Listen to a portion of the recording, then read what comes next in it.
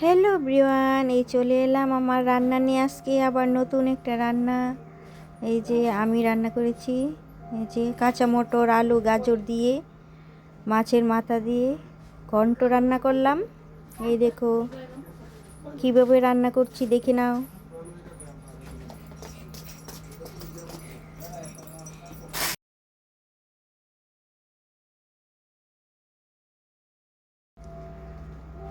এই যে মাছের মাথাটি দিয়ে দিলাম।